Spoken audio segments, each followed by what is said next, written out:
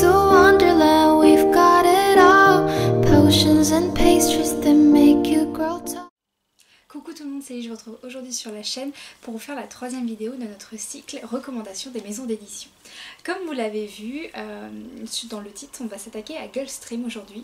Alors Gulfstream, c'est une maison d'édition nantaise que j'aime beaucoup mais que j'ai découverte assez tard. Pour le coup, j'ai dû la découvrir lors de ma deuxième année d'apprentissage en librairie, voire la première année où j'ai commencé à travailler en tant que libraire. Et c'est dommage parce qu'elle a plein de jolies choses et j'aurais aimé les découvrir un peu plus tôt. J'ai lu pas mal de titres que j'ai beaucoup aimé chez eux. Il y en a un peu pour tous les âges. Je vais vous en présenter quelques-uns. Il doit me manquer... ah non, j'ai celui-là aussi qui est là. Voilà. Celui-ci, j'ai oublié de vous le mettre. On va commencer au niveau de la tranche d'âge du plus jeune au plus grand par rapport au livre que j'ai lu. Le premier, c'est La forêt des grosses truffes de Anne Dumergue et Ludovic Lecomte. C'est une première lecture. Au total, il y en a 4 de sortie. Vous en avez un 5e qui va sortir cet été. J'adore cette collection, j'adore en parler, j'adore la présenter parce que déjà il y a une veine écologique, il y a vraiment une intention voilà, de parler de la nature aux enfants et notamment des bons gestes à avoir au niveau de la nature et au niveau de l'écologie. On suit voilà, une groupe de plusieurs animaux qui sont dans une forêt. Vous avez Acacia, une petite loutre, vous avez Jean Hubert, l'escargot, vous avez un hérisson, un écureuil, vous avez plein de monde. Et à chaque fois il y a 2 histoires bien distinctes avec des illustrations, vous avez une typo qui est assez aérée. Et chaque histoire va avoir une petite morale. Dans la première, c'est un petit garçon en fait, quand il sort du bus scolaire, il a l'habitude de jeter sa canette par terre. Sauf que bah, là c'est Jean Hubert l'escargot qui se l'est récupéré, la coquille est fendillée et il crie au scandale. Et du coup les animaux vont se dire bon, il faut qu'on explique à ce petit garçon que c'est pas bien de jeter sa canette de soda par terre parce que ça peut faire mal aux animaux, mais aussi bah, c'est un déchet. Et du coup ils mettent en place un petit plan pour venir voir ce petit garçon et voilà, lui parler de tout ça. Et ça c'est la première histoire, il y en a une deuxième. Et à chaque fois que vous finissez une des histoires, vous avez des petits conseils de la part d'Acacia sur les gestes à avoir en pleine nature. Ça c'est le premier tome, vous en avez du coup 2 autres qui sont à peu près à la même période.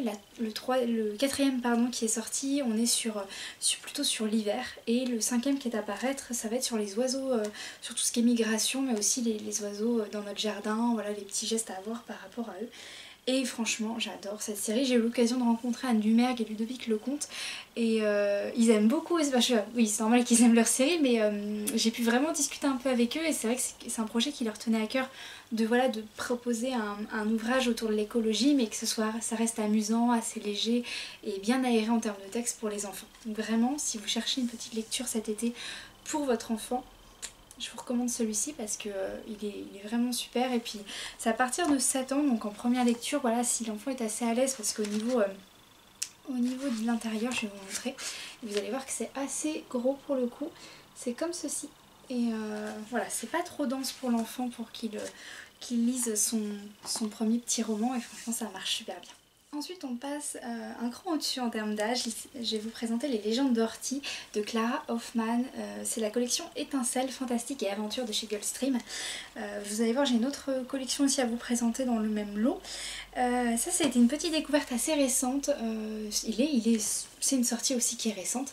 Les légendes d'Horty, on est sur un univers très merveilleux, presque un peu les petits chapardeurs avec une jeune pousse. En fait ils partent du principe que dans notre jardin les petites pousses qu'on voit ils ont leur propre vie un peu comme Arthur et les Minimoys et on suit notamment Horty qui est une jeune pousse qui a rien de voilà d'extraordinaire, en plus c'est une petite ortie donc tout le monde ne veut pas trop jouer avec elle parce qu'ils ont peur qu'elle pique, ce genre de choses.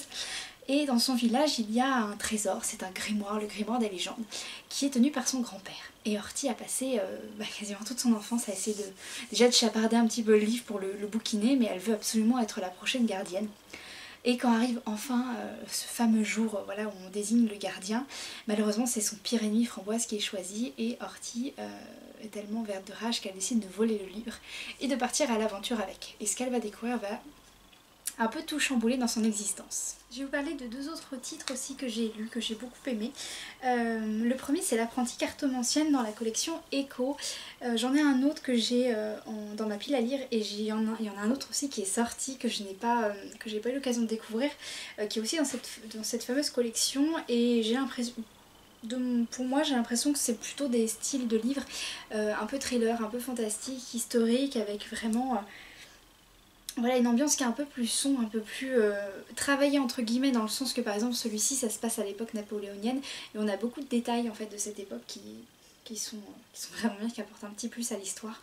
Mais on a un côté voilà un peu plus brut, un peu plus qui peut être un peu plus dur pour le lecteur. L'apprentie cartomancienne, on va suivre Lucie qui est une jeune fille qui a des facultés à tirer les cartes, mais surtout à lire le langage corporel des gens. Et elle va se retrouver propulsée un peu dans un pari un peu énigmatique, un peu policier, et notamment l'une des plus grandes cartomanciennes, tireuse de cartes de Paris, qui est une amie aussi de Joséphine, la compagne de Napoléon. Et du coup on apprend vraiment plein de petites choses autour de ce quotidien, de cet aspect de Paris. On rentre un peu dans les aussi les comment dire, il y a les petits faits de société autour par exemple de la dentition ou des petites choses du quotidien, la tenue des dames. Il y a plein de petites choses comme ça qui nous sont glissées dans le texte. En même temps on a une aventure palpitante avec une enquête et franchement c'est super. Et aussi je me suis rappelé quand même que j'avais une petite dédicace de la part de l'auteur. Un autre livre qui m'a beaucoup marqué de cette maison d'édition, c'est Des cahiers d'obscurité de Gaël Momon. Là on est sur un livre un peu de fantaisie, je dirais dans la veine de Botero avec La quête des Boullanes ou encore un peu Eragon pour le coup. On va suivre Robin qui est une jeune héroïne, une jeune épéiste je crois. Il y a un terme spécifique, je sais plus comment on les a... Une maître lame, pardon, une maître lame qui doit obéir au roi, mais Robin est un peu... voilà, est un peu le petit faux follet qui veut faire sa voix, qui respecte le roi mais qui a envie de faire ce qu'elle entend. Et elle reçoit en fait un ordre qu'elle ne peut pas refuser, c'est d'enquêter sur des crimes qui ont lieu, enfin des massacres qui ont lieu sur les terres, suite à l'arrivée aussi d'une force un peu obscure, un peu étrange. Et elle va se mettre à enquêter avec un jeune homme qui est aussi horripilant que charmeur. Évidemment on sent qu'il y a une romance qui va se développer entre les deux, on sent aussi que Robin est liée à un destin, un fabuleux destin, hein. C'est la base un peu de tous les livres de fantasy je vous dirais. Mais il y a vraiment une petite veine en plus, il y a une écriture qui nous pousse à vraiment aller un peu plus loin, il y a plein de petites choses qui sont très bien construites, l'univers aussi déjà est très bien construit, on a des très belles descriptions, on a des moments, on n'a pas de moments de flottement mais on a des moments je dirais de calme qui nous permettent d'apprécier un peu plus la lecture, on a aussi un bon rythme. Moi j'ai vraiment bien envie de découvrir la suite, je l'ai dans ma pile à lire, je sais pas encore quand est-ce que je vais le lire, mais franchement si vous hésitiez à le lire, même parce qu'il est assez gros, n'hésitez plus parce que franchement foncez, c'est un super début de série pour le coup à découvrir. Dans ma page j'en ai deux, il y a le tome 2 de Des cahiers d'obscurité que j'ai oublié d'aller chercher, mais je vous ai ramené L'empoisonneuse des bas-fonds de Aurélie Croiset qui est justement la suite de L'apprentie cartomancienne. Alors je ne sais pas s'ils peuvent se lire indépendamment parce qu'on retrouve Louise, on retrouve notre héroïne, mais il n'y a pas forcément indiqué tome 2. Je ne l'ai pas ouvert d'ailleurs pour le voir, mais... oui, il n'y a pas marqué tome 2, mais on sent bien que c'est une sorte de suite étant donné que la couverture est assez similaire à l'autre. On se retrouve justement dans le Paris napoléonien, on se retrouve avec Louise, on se retrouve avec des enquêtes et d'autres personnages qu'on a vus dans le tome précédent. Ça a l'air aussi très mystérieux avec un peu plus de... quelque chose d'un peu plus morbide je dirais, avec un peu plus de crime. Mais celui-ci voilà, me fait aussi l'œil parce qu'il a l'air vraiment super et je pense que je me le mettrai pour le Pumpkin Autumn Challenge de cette année. Je pense que là ça pourrait être sympa à découvrir. Dans mes wishlist, j'en ai quelques-uns, notamment il y a la forêt des grosses truffes, le tome 5 qui va sortir cet été, mais vous avez aussi des classiques. Il y en a un que je n'ai pas là, que j'ai lu dernièrement aussi, c'est vrai que je vous en ai pas parlé, c'est À la recherche de l'esprit renard. J'ai pu d'Alex Guillemot Noderne, je peux me tromper, hein. Vous avez la couverture juste ici. C'était une de nos lectures avec notre lecture de juin. Du mois dernier avec le club de lecture. C'était un super livre, par contre j'ai vraiment besoin du tome 2 pour me faire vraiment un avis un peu plus poussé parce que ce tome 1 a été un peu compliqué sur plein d'aspects différents.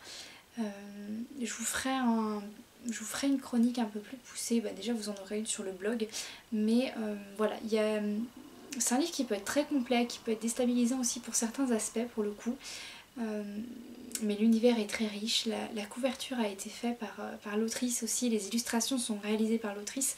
Elle a un blog aussi, n'hésitez pas à aller la voir parce qu'elle a fait des trucs super, avec une ambiance très Princesse Mononoke, et franchement il était très plaisant. Mais il y a 2-3 points où moi j'ai besoin du tome 2 pour me dire allez, c'est une super série. Il y a 2-3 petites choses, j'ai besoin de creuser un peu parce qu'il y a des éléments qui m'ont un peu déstabilisée.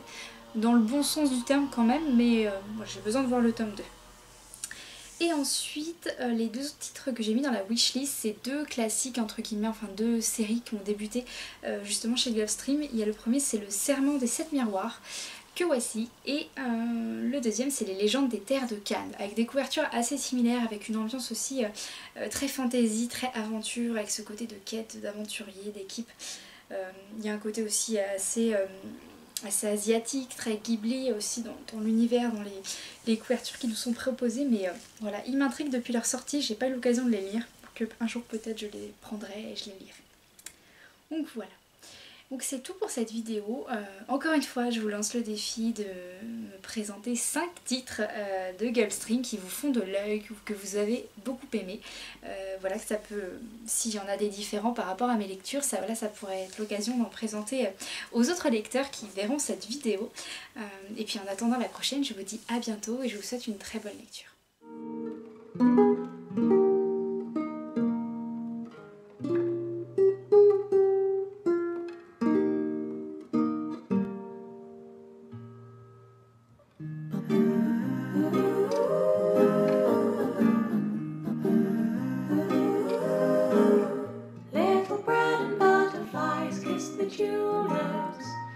The sun is like a toy bird.